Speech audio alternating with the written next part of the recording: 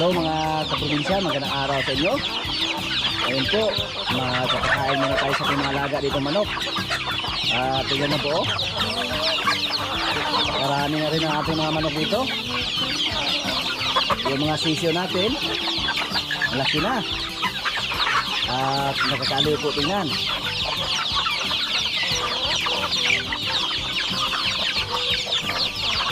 Yan.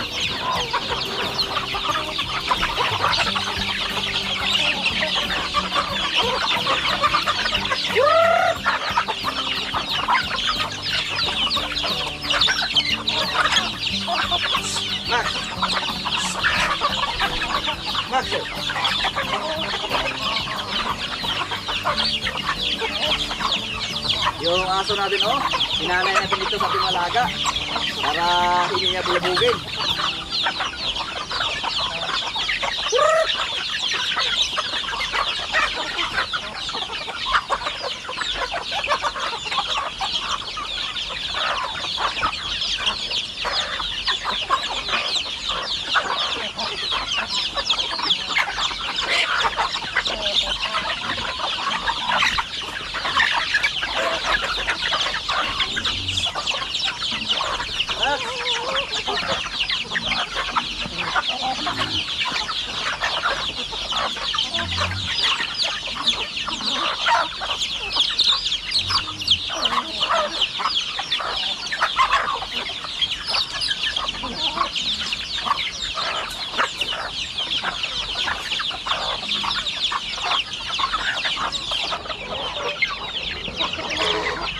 Yan po yung mga sisyo natin, nilagyan sila natin ng Integra 2000. At yung mga malaki hindi makapasok sa loob. Yan. Yung mga rabbit natin mga kaprobinsya, napakabilis lang lumaki. Yan,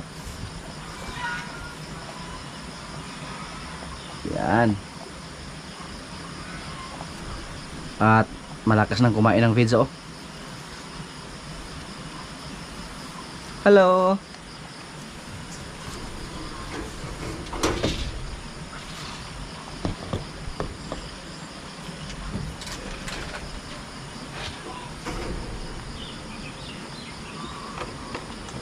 Ito kulay itim. Oops, tingnan niyo po, napakadali lang.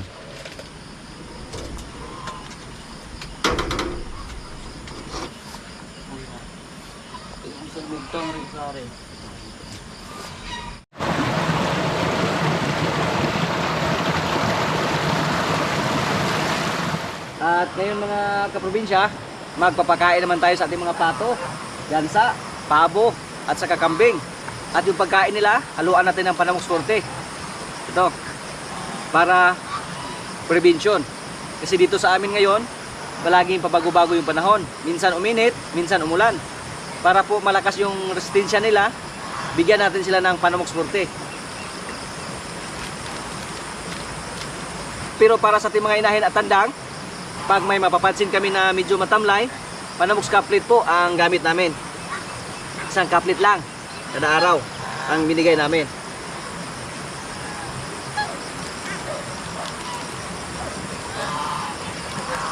Dahil dito po sa Panamux Forte, yung mga manok natin, hindi sila madaling magkasakit. At yung vitamins na ginamit natin para sa kanila, wala tayong ibang ginamit, kundi yung King's Vita Plus Animal Feed Supplement lang. Napakaganda din gamitin para sa ating mga alagang baboy, kambing, baka, manok, pato, pabo.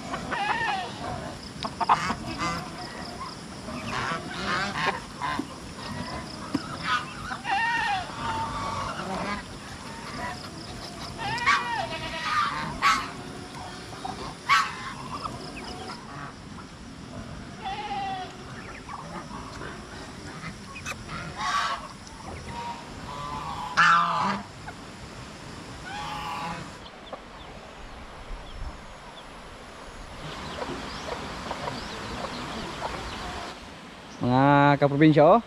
Tingnan niyo po yung ating tanim na labana.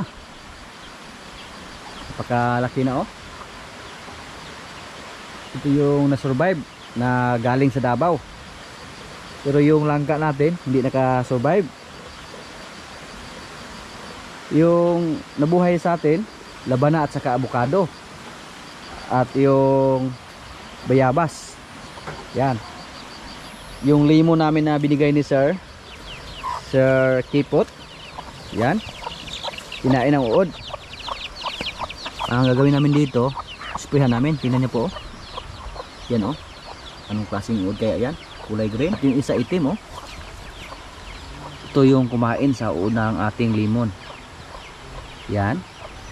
At mukhang nakakatakot, oh. Tingnan. So, sprayhan namin para hindi mamatay yung ating limon.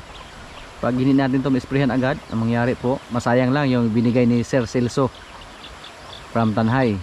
Sir Celso Kipot. Yan. May isa pang maliit, oh. So, sprayhan natin. Pero yung isa, ayos naman. Yan, oh. Ay, meron din, oh. May uo din. Tingnan niyo po. Yan, oh. Yan po ang kumain sa kanilang dahon. Buti na lang mga kaprobinsya, nakita namin para ma-sprayhan namin agad. Lumayas kayo.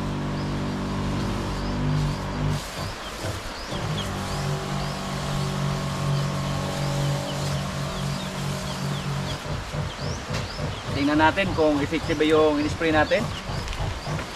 Katong labi, Prod, butahan po ito, Prod. Sprayan, Prod. Yung niyog natin dito, oh. May mga insekto din.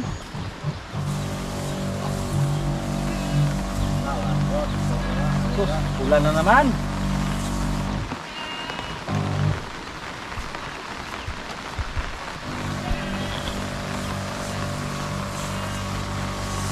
Yung sakit na to parang sakit din ng saging. Kahit gano'n pagkataba ng ating tanim, pero unting-unting matuyo yung mga dahon nila. Tulad din ng niyog natin.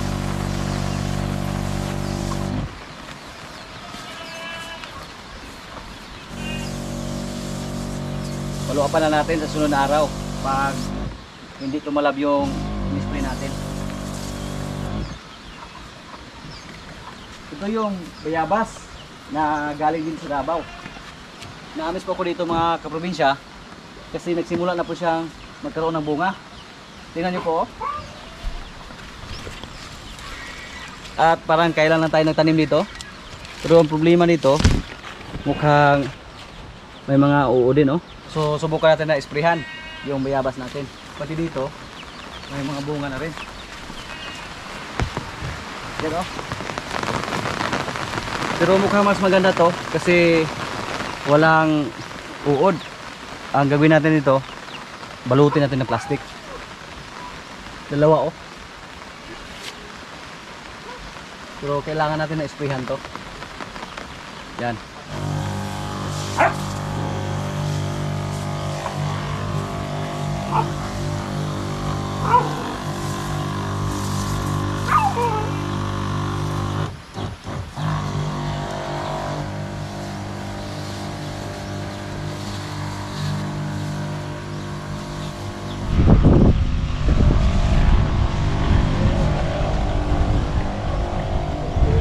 Yung kalamansi natin, oh.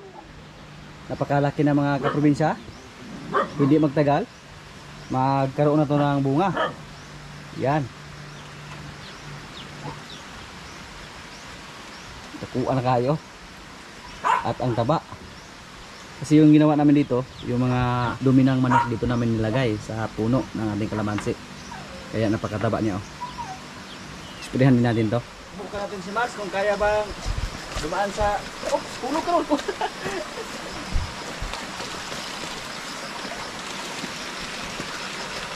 Ito na po yung itsura sa ating mga tanim ng talong mga kaprobinsya, oh. Ang gagawin namin dito, ipaararo natin. Kasi doon sa kabilang area, doon, oh, makikita ko natin dito, mula dito. Tapos na silang mag-araro yung mga kasama natin. Tapos na doon. So, dito yung susunod natin na ipararo. Para taniman natin ng mga gulay dito. Pwede kalabasa. Pero yung itanim namin, pang consumption lang. Kasi ang balak natin, dito tayo magtanim ng maraming sili. Yan sa area na yan. Kasi napagaganda yung lupa dyan. Sili ang ating itanim. At yung papaya natin dito na red lady, wala na. Kasi yung mga hybrid na tanim, napakadali lang mamatay. At sabi po ng ating mga followers na hindi daw maganda yung hybrid pag dito tayo kukuha ng mga buto para pangtanim. Kasi dati po nag-ipon tayo ng mga buto para ipunla sana sa ating mga papaya. Pero may nakapagsuggest sa atin na hindi daw maganda yung parang pabalik-balik lang yung sinilya natin. Basta hybrid. Ibigay natin to sa ating mga alagang manok.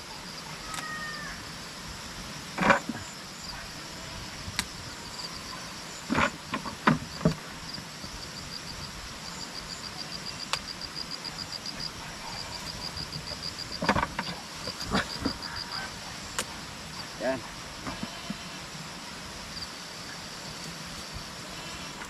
At si Pugi, dalhin namin doon sa kanyang bahay kasi may ulan na paparating. Ganda na brad.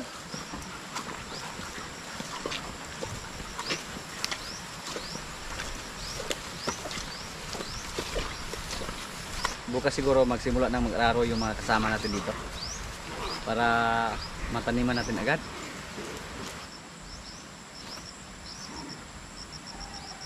Tingnan niyo po yung mga niyog natin na tanim, malaki na. Parang kailan na tayo dito nagtanim.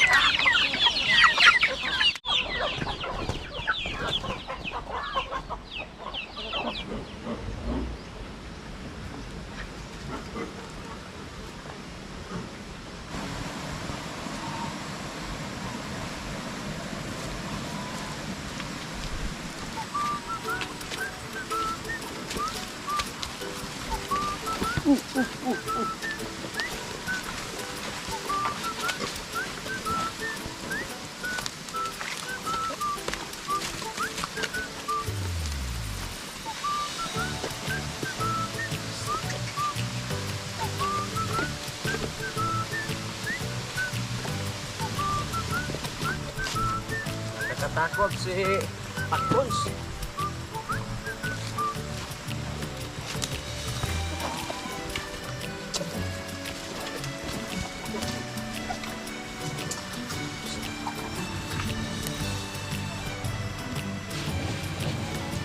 Ano yung aso natin? Wala na, Max.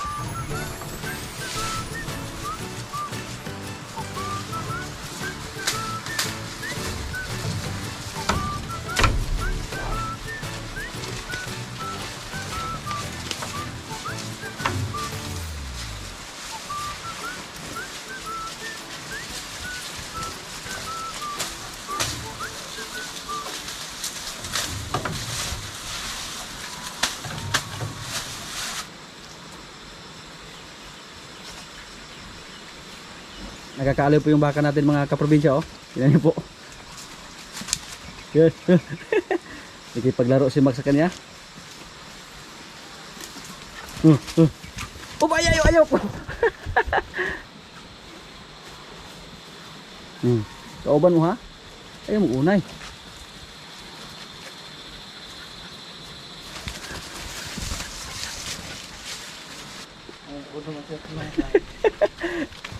Uy!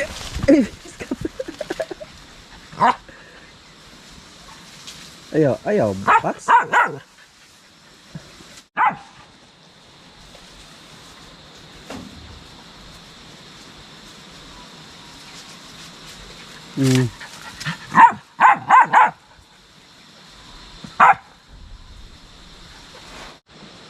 Si Burod oh, kondisyon na kaayo?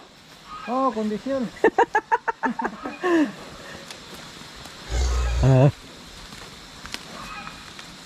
Kumaya mo?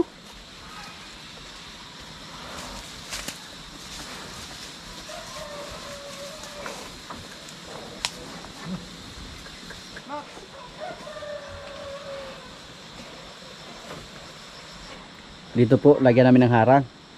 Kasi pag walang harang, delikado pag tumalon sila.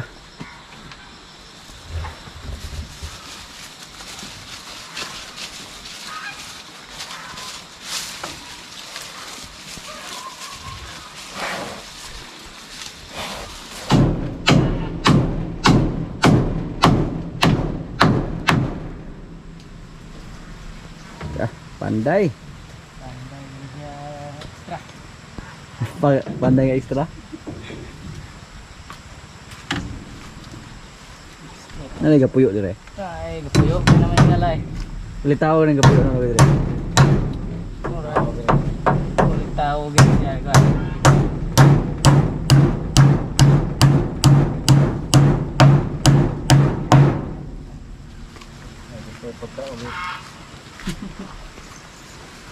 Pugi. Tumabas.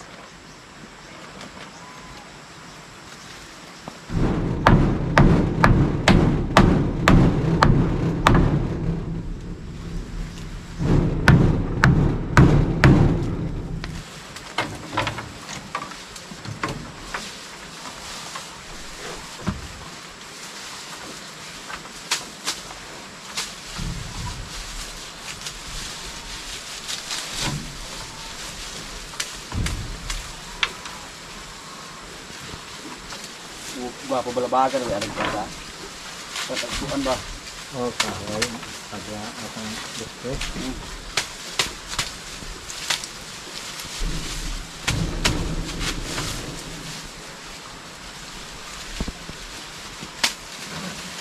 Mana sudah ngepuger yang mau. Ay, ang maraan dyan. Bukan pas ya. Kakare itu tadi.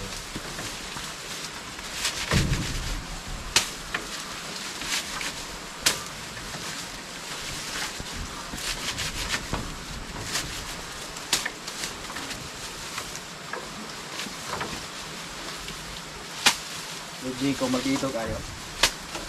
Baru. Ito ang Aji ko ni patballs.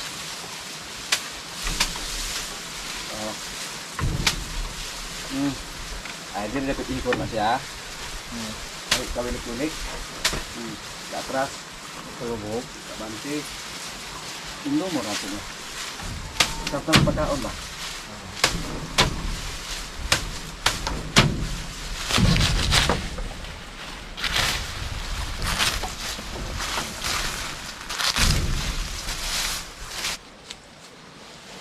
Yan o. Ayos. So pag may ulan, safety yung alaga natin dito. Hindi na sila ginawin. Tapos pag makabili kami ng ibang baka dito, dagdagan namin to ng mga ilang kwarto. Pag marami na kaming napier na maitanim. Pag mataniman na namin lahat yung pinaararo natin. Yan po ang target natin. Kahit magdagdag tayo ng mga 3 kwarto para sa ating mga baka.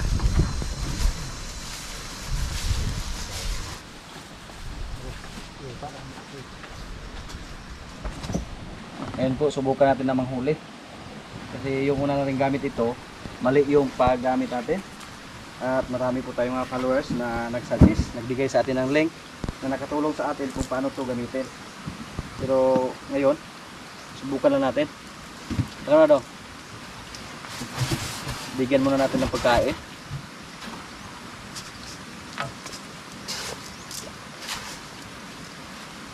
Mukhang wala namang tilapia oh. Naubos na siguro. Na yun.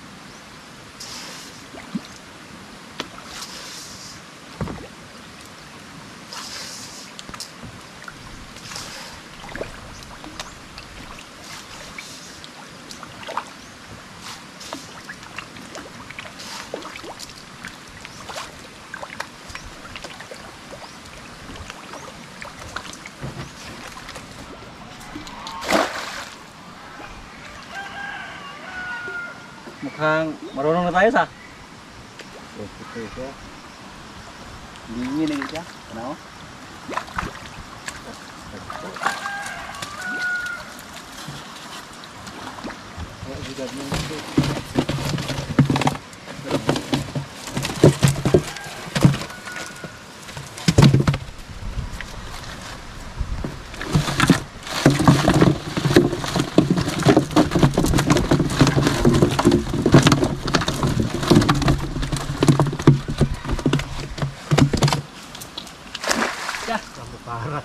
Bukan na kayo sa. Ini, jutay mo ni.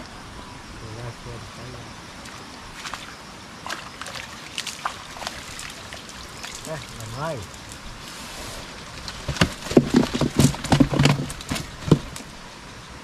Napaka-simple lang pala gamitin. Basta marunong. Pero pag hindi marunong, ang hirap.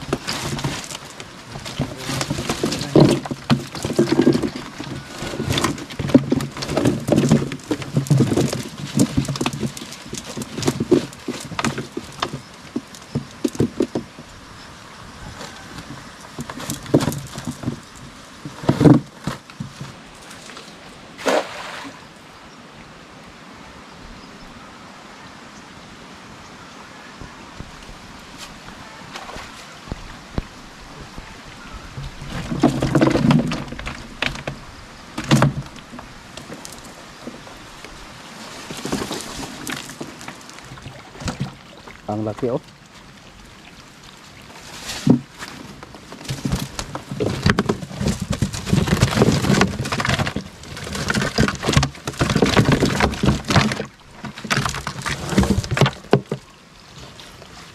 Ay, dia na.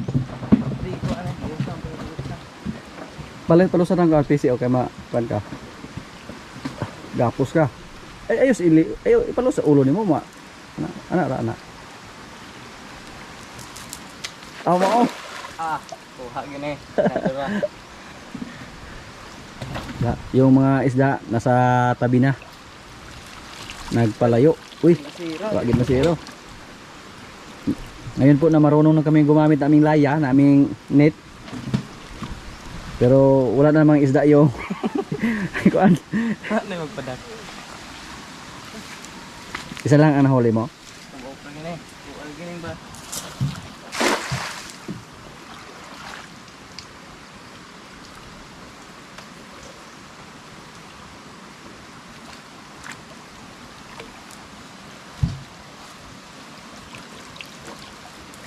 Isa-isa na lang oh.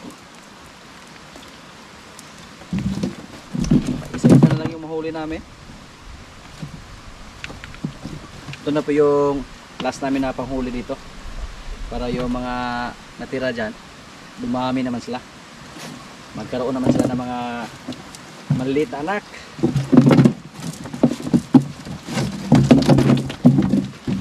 Diyan po mga kaprobinsya oh, sa tabi-tabi. Diyan namin hinagis yung lambat natin. Kaya alam natin na mukhang nakatago na sila. Pero oh, tingnan nyo po. May nakuha tayo oh. Ayan. Marami oh. Last na to. At napapansin namin habang nanguha kami ng isda, napakaraming mga maliliit. So, hayaan na natin na lumaki sila. So, next month naman tayo mag-harvest.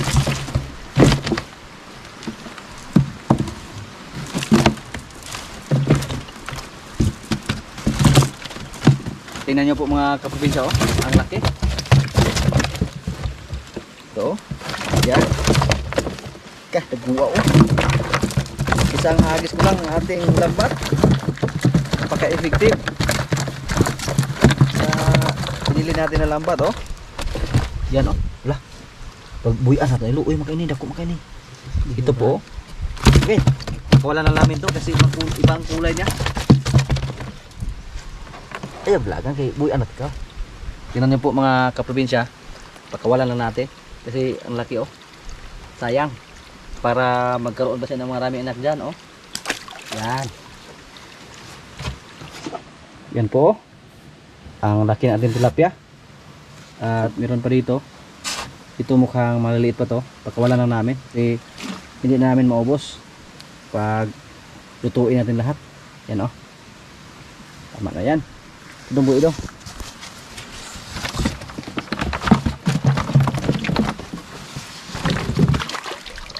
Langoy na.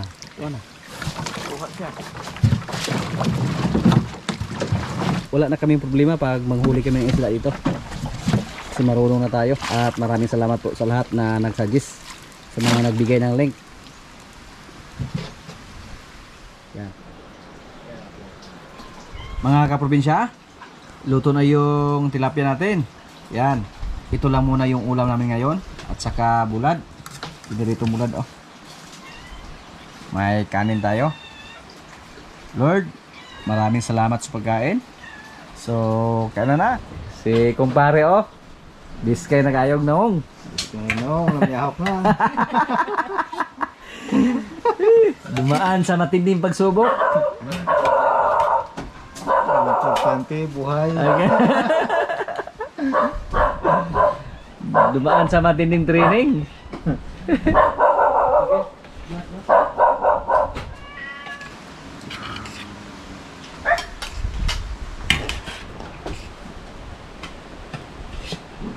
Ano?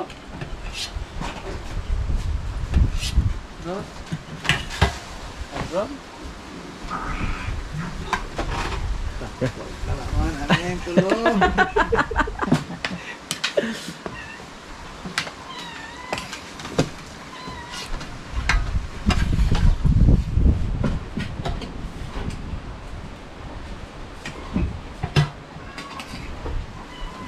Ay pa, dala-dala kayo istorya yung baldado kayo. Ilaran. Istorya yung baldado.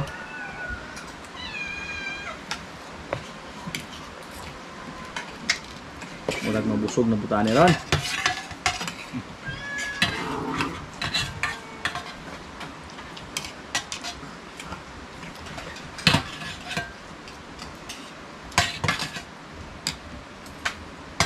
Konting buwan.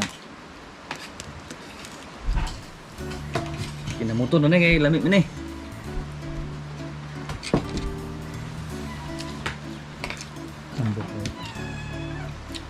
Ilang beses na po tayo nakahuli ng mga tilapia dyan.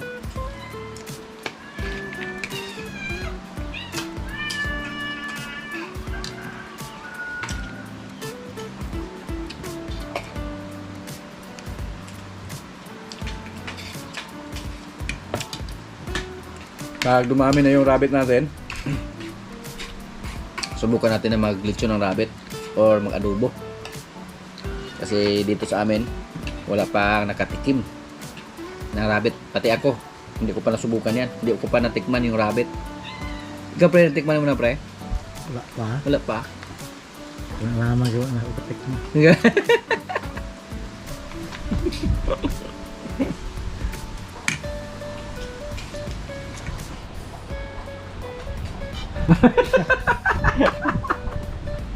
Wala yung pagkatikil ng rabbit. Buti na lang dito sa amin wala nang ulan pero pagkalamig ng hangin. Kaya ito na po banog Dami kasing luparan ba.